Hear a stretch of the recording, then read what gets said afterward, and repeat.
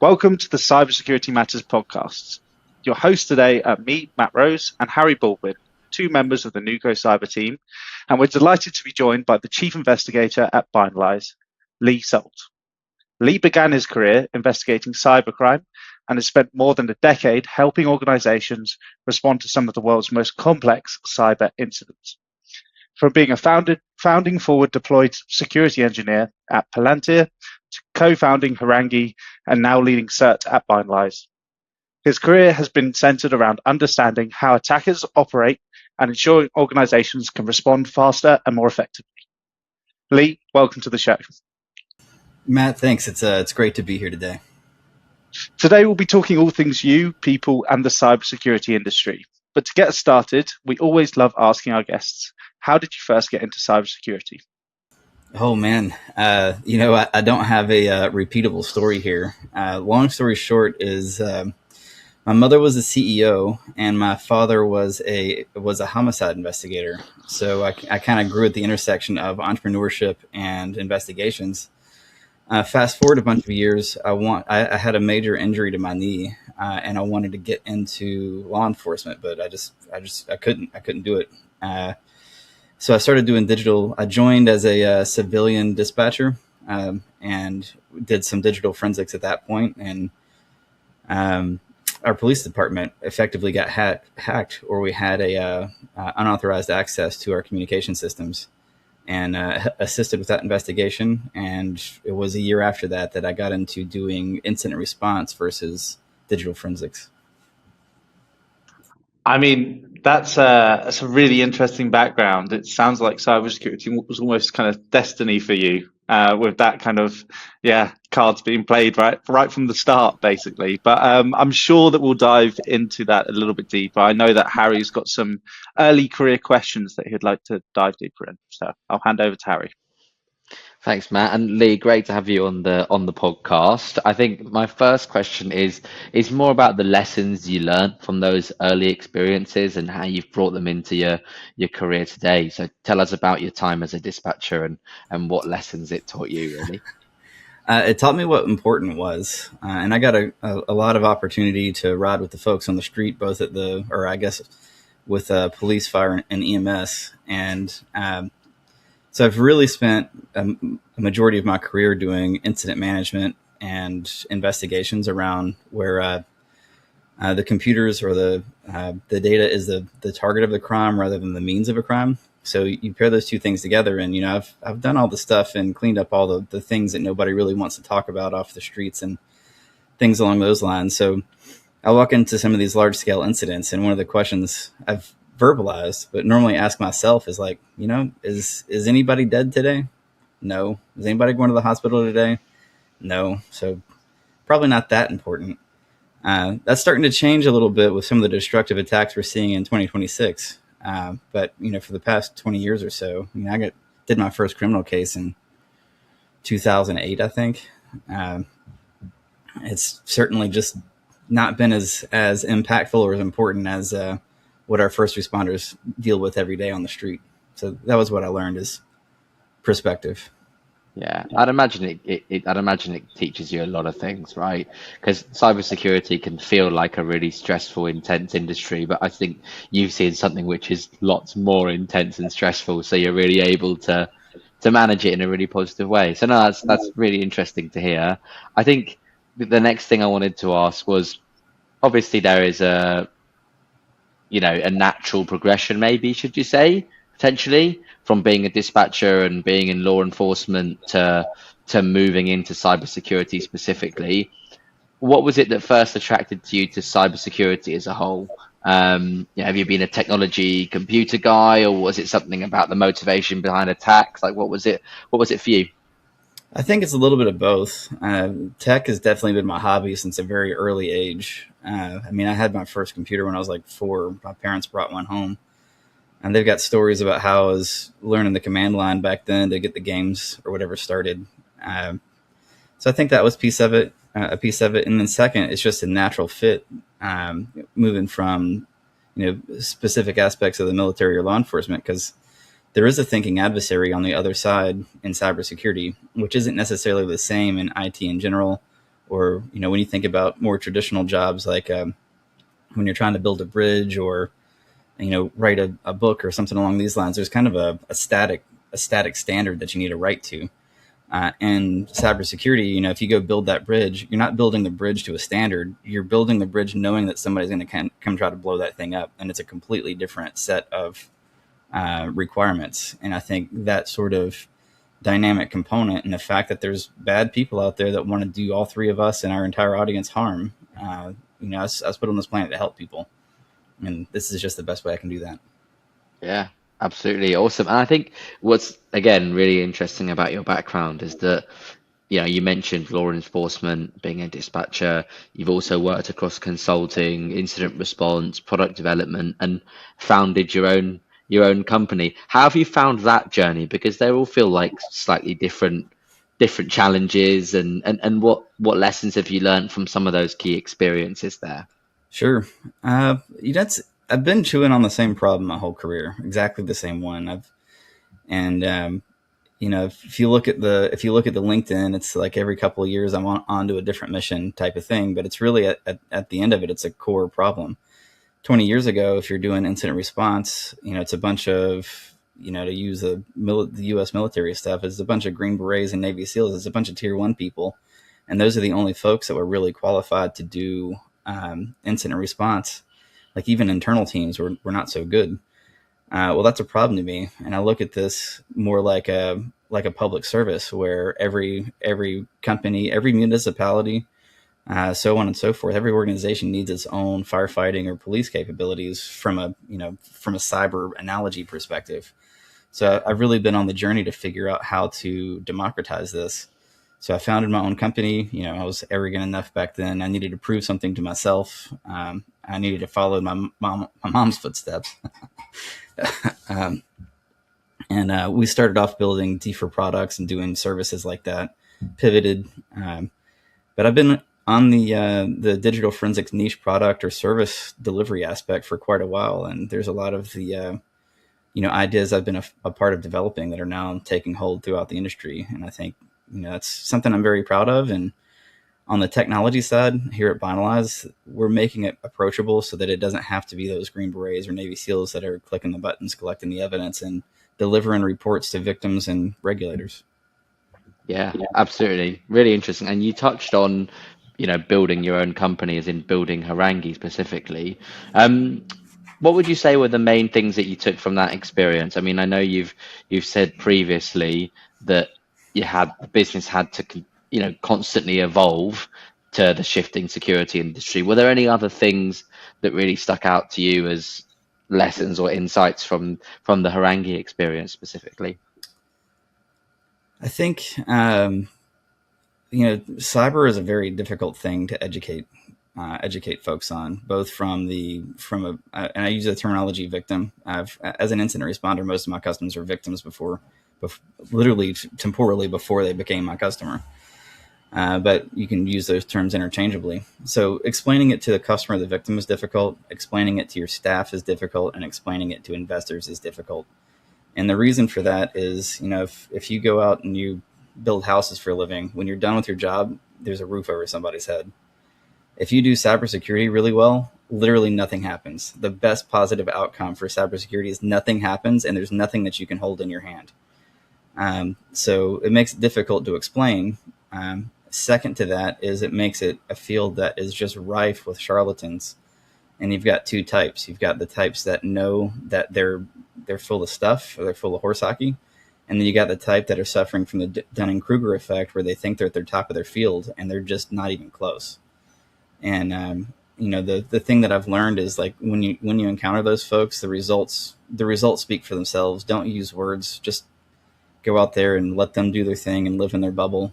And then when the situation devolves and stuff hits the fan, I'm the one that gets the call at the end of the day. And that's the feedback. That's all the feedback that I need. Yeah, interesting. And I think, Matt and I have seen thousands, definitely more than thousands of job titles in our role. You have a very interesting one as Chief Investigator. Tell us what it actually means. What do you do in your role today? Sure, great question. So that starts when I sold Harangi. When I sold that business, I decided that I want to work with some of the other Palantir alumni and help them grow their businesses. So I'm an advisor to several other Palantir Mafia startups. And what I realized is like I'm really pretty good. My entrepreneurial specialty is helping companies grow from about $1 million in revenue to about 10 million. A little bit beyond that.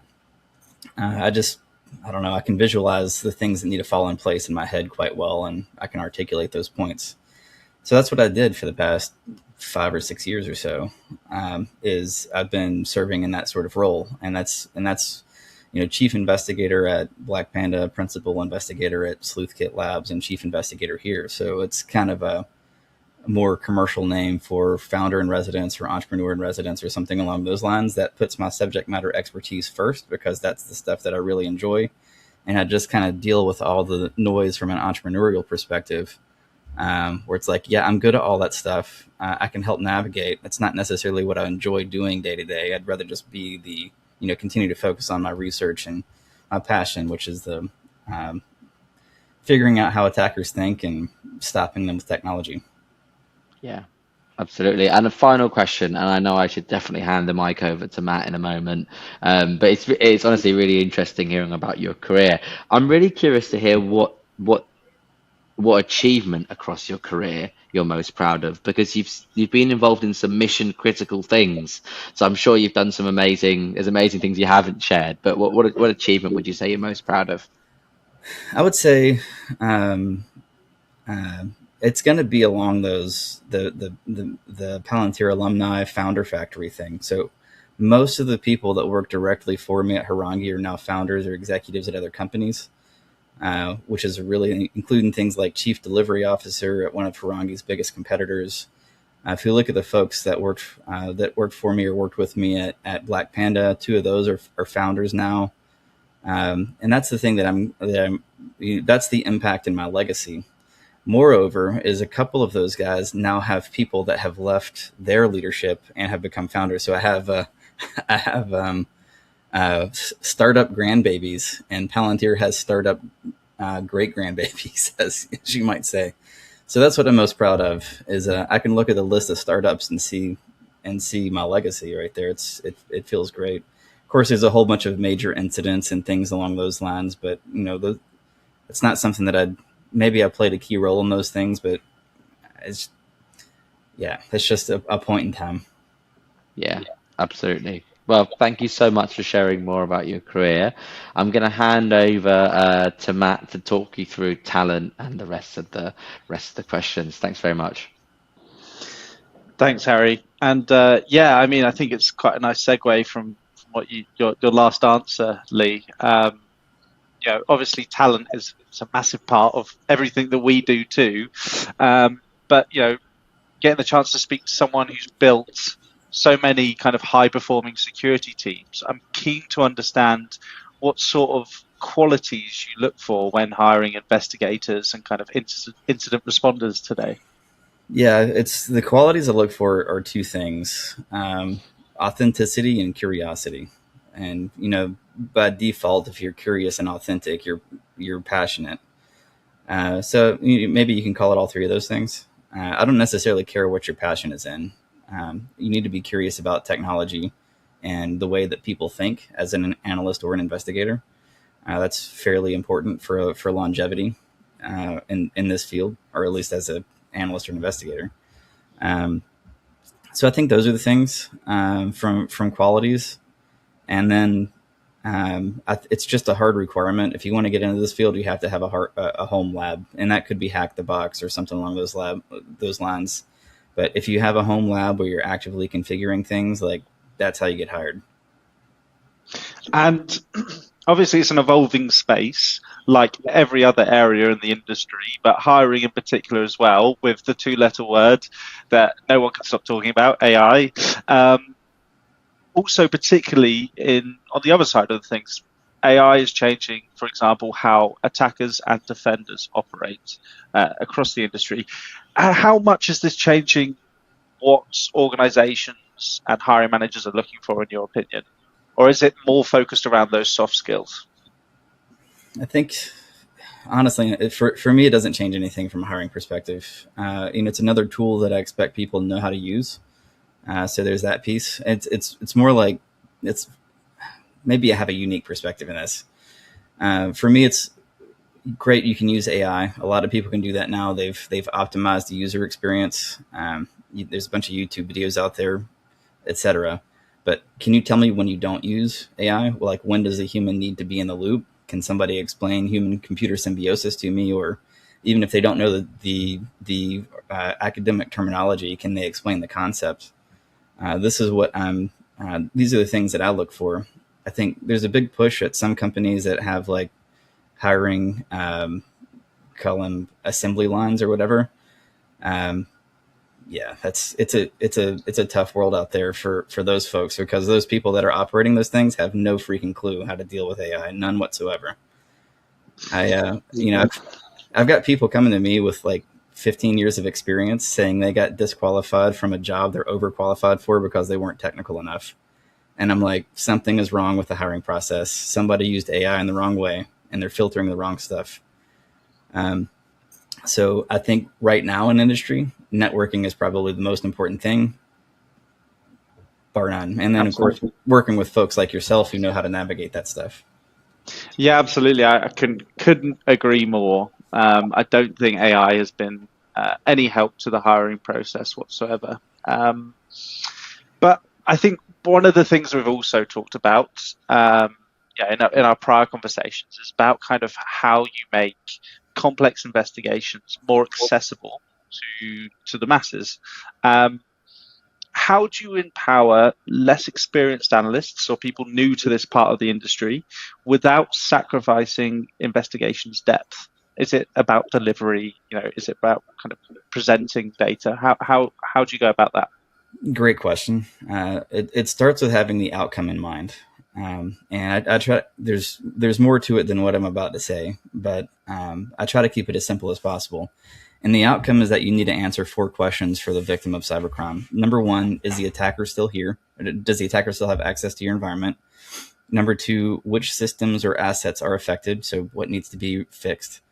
Number 3 is, how did the attacker get in so that you can prevent them from getting in again? And number 4, what data is at risk, because you're going to have to notify people. If you just focus on answering those 4 questions, of course, the devil is in the detail, but that's the outcome you're looking for most cyber attacks. There's certainly exceptions to that. There's other frameworks that I have. But as far as we're starting, that's where you start. And if you back up and you start to think like, here's a stepwise process, a flow chart, a diagram that I mentally visualize, that's the last step in that. Before that, though, you have to have a basis for investigation. Why am I even looking at this in the first place? Based on that, I've got the 4 questions that I need to answer. What data do I need? So in Binalyze, we enumerate that. We make it simple. We pre-configure the type of artifacts that you need to collect. Next, how do you parse those artifacts? We handle that step. Third is, how do I do detections, or how do I generate leads, like investigative leads? We do that too. And then we also make it easy to scroll through or parse through the vast majority of those artifacts. And if you want to, if you're more senior or experienced folks want access to the raw data, we send that alongside as well. So in short, we start with the outcome in mind, and then we provide clear parameters around each of the complex steps of investigation. And if you want to look at the raw data yourself, we make it available. Yeah, I mean, you've answered my next question there, which is more focused around the kind of cyber topic that matters. I was keen to understand kind of an overview of Binalyze to people who hadn't come across you guys before. I'm also keen personally what attracted you to that mission. Obviously, it's in a similar vein to where you've been throughout your career, but what specifically about Binalyze's approach attracted you to your role? Well, it's part of the approach and part of the team. It's a really, really world-class team. I'm very proud to be a Binalyzer and happy that Emre wanted me to join the team, and it's a really great team. So second is, I've been working on exactly this problem. So the most challenging, in my opinion, I think most experienced people would agree, the most difficult problem in cyber investigations is just collecting data. You have data residency just before you even get to the technical parts. You have investigative methodology and scoping questions with the humans that are involved so that you know what might be in scope and what isn't. You've got overlapping regulations. You've got, so that means data and investigations sometimes need to be segregated. You've got security, or, if it's a government thing, you've got security controls. And then you have data residency issues. So just freaking figuring out what needs to get collected is a challenge. And then after that, you have to collect stuff. And, in the US, it might be across all 50 states. If you're global, then now you have to ship data from different jurisdictions. And if you just think about physically where that light and where those electric signals have to flow around the planet, like it's just a logistical nightmare. So what Binalyze did is they sat down, the engineering team before I joined. And I was a customer before I joined for a couple of years. And that's when I really fell in love with the platform. They figured out how to collect that evidence and execute those more in-depth forensic queries, at a much, much larger scale. And we're continuing to improve, the size of investigations we can support on a daily basis. That's what did it for me, is they solved the evidence collection issue. We have the best evidence pipeline on the planet, and nobody's even close to being able to touch that. And everything else is built on top of that. And in the context of an evolving industry, particularly with AI, as we've already spoken about, I mean, you must have some fantastic examples of how you're seeing attackers utilize AI in the space, and how this is evolving incident response. Yeah, great question. If you think about the technicals, or AI, people are using AI for phishing emails or for writing malware. None of that crap matters. Like, we've been doing stuff like that for a long time, and they're just replacing a human that was previously in a loop or whatever, right? Or empowering one. The thing that's really, really scary is now we have less capable attackers. It's two things. There's a lot of vulnerability. There's a lot more vulnerabilities that are getting discovered and then actively exploited, and the timeline between discovery and exploitation is very fast, way faster than we can keep up. Than the people that write patches can keep up. Second is there used to be lag between when an attacker gained initial access and when they started moving laterally within an environment. Part of that is you have to map the internal environment, be familiar with those classes of technology, and so on. Part of it is maybe that's just the attacker's adversarial process or operational process. Now it's like half an hour. Like, they land half an hour, they're moving laterally. That's pretty scary. The other thing that we see is as I do some more complex investigations, I ask myself, why didn't the attacker go after this set of critical data, or why didn't they go after that set of things? And what I realize is the scary thing about their use of AI is they get access and then they ask AI what they should do next, and AI tells them, and it's right. So it's less about the development of new technology and new weapons. It's more about helping the attacker become effective. And it lowers the bar of entry. So some, script kiddies are now sophisticated adversaries, basically. It just lowers the bar of entry for adversaries so low. It's interesting because it's pretty much upskilling hackers. Correct. Do you feel like it has the ability to upskill defenders too? It certainly does. And on the defender side, it's going to be a 3-step process. We now have to collect evidence faster than ever. EDR is getting evaded on a regular basis. In 2025, I can't tell you how many cases I worked where that was true. This year is not the same as it was last year. So being able to collect those direct artifacts, I'll give you an example. So if you're using EDR and you don't get alerts for something, or you don't have telemetry data, no big deal.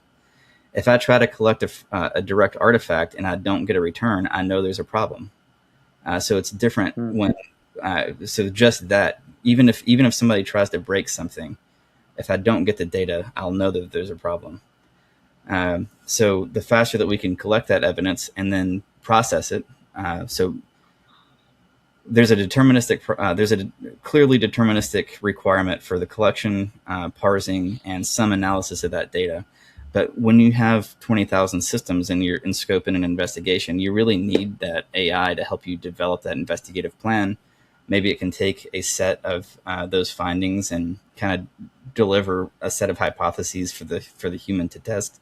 It can write up some of these reports, but at the end of the day, the AI on that side, it can make attackers or defenders faster, but the onus is on defenders, because when we go to court or we write that report that's going to be submitted to the regulator, the AI can't be held accountable. We can't send it. The court can't send it a fine. It can't go to jail. It can't be held in contempt.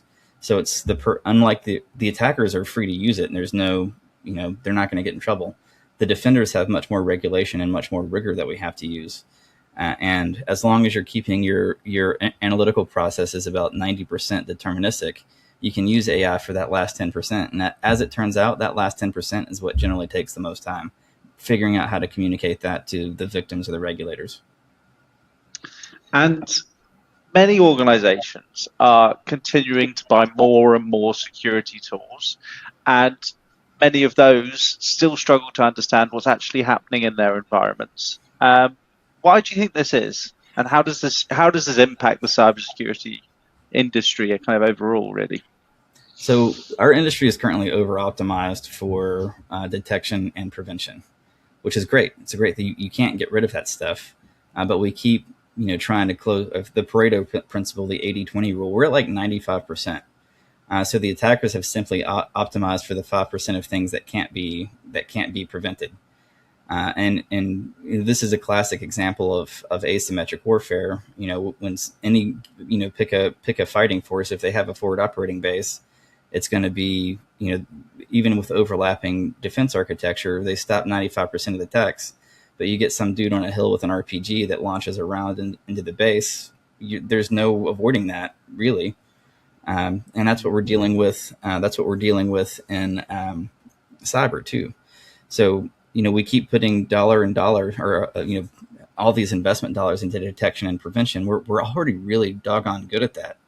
Now we need to have that quick response force, and that's not the folks in the SOC. That's more incident responders, not people staring at glass all day, triaging alerts and things along those lines. So I think that's we're putting,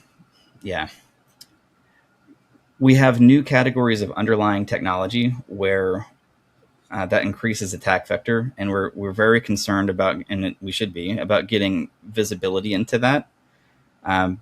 We're just not doing it quite the right way, and we're not looking at that from a lens of when something happens, how do I respond to that? It's more like, hey, let's pipe all this stuff in and figure out how to block it. Well, it's just not reality. Like, that's just not how it's going to work. And one thing that really stands out about your approach, Lee, is that you are passionate and obviously really talented at helping organizations have better conversations across different teams, product development, delivery teams. What is it about collaboration that is so critical to kind of effective cyber defense today, would you say? Great question. So I think the number one important thing in an organization is diversity of thought. So diversity in general. There's too much. There's such a thing as being too homogenous, and there's such a thing as being too diverse. And I think it's when people are working on whoever it is, if somebody's working on a completely different mission than the main part of the team, that's the definition of too diverse. They're just not locked into the direction that you're heading. So I think that's where it is the number one thing is that diversity of thought. And what you get as a result of that is, homogeny is great too. You get a bunch of incident responders working on one problem. You want them all following the SOP. So in that case, diversity of thought is probably a bad thing. However, when you're creating that standard operating procedure, or you're figuring out how to solve a problem for the first few times, you cannot do that without diversity of thought, or you can't do it effectively without diversity of thought. And I think that's a thing that we have to optimize for. Silicon Valley did a really great job of this through the 2000s and the 2010s with cybersecurity, and some folks overseas too. Cyber was really good at this. And now I think it's much more commonplace now than it used to be, diversity of thought, which is a really great thing to see, especially in cyber. these asymmetric threats that we deal with do not think like defenders, and defenders do not think like them. So the more that you can get those folks that have that diversity of thought, that can think like an adversary or just think in a way that you can't fathom. I've got one tangible point on this. As a leader, if I ask advice of one of my peers or a subordinate or something, and I know what they're going to tell me, that advice is not relevant to me. If I already know what you're going to say, I don't need to ask. I had this one gentleman that worked for me, Nikolai, great person, loved that guy. And I would ask him questions or ask him advice, and I never knew what was going to come out of his mouth. And he always had the best advice, and I always learned from him. And I'm like, man, I have to keep him around all the time, because this is how we grow as a company and how I grow as a leader. And we need more of that. Fantastic. Well, I'm sad we're moving on to our final question for today's podcast, but it's been incredibly insightful, Lee, so I really appreciate it. Our last question is always the same for all of our guests, and that is, what one piece of advice would you share with someone that is first entering the cybersecurity industry in 2026? Makes sense. I give generally 3 pieces of advice on this. And so few people actually follow this advice. So if you're listening now and you're interviewing for me with me later, and you tell me you listen to this podcast and you don't follow this advice, I'm probably not going to hire you. I'm just going to be blunt about that. So number one, me personally, I like to see a cover letter that shares your why. So like, why are you special? Why is this? Why are you passionate about this? Why did you select, this role or this company, or so on? Some of that stuff gets filtered out. It doesn't get filtered out on at Binalyze. Second is have a network diagram of your lab. If you don't have a lab, go make one. I'm going to ask you questions about that home lab, and I'm going to understand what your thought patterns are, the type of experiments and hypotheses that you form within that lab environment. And number 3, if you do any sort of coding, have a public GitHub page. You don't have to commit to it all the time, but have some projects up there. And, you don't want AI slop in that GitHub repo, but you do want some things that demonstrate that you have some coding ability. And really what I'm going to evaluate there is I'm going to look at that code, or somebody from my team is, and we're going to evaluate whether you can solve problems in a first-class way. Fantastic. I'm sure there are some people in the audience that are frantically making some notes there. But it's been really, really great having you on the podcast, Lee. Really appreciate your time. Thank you so much. Awesome. Thank you very much, Matt. Thank you, Harry. And it's been a pleasure. And thanks to the audience as well. Thank you, Lee.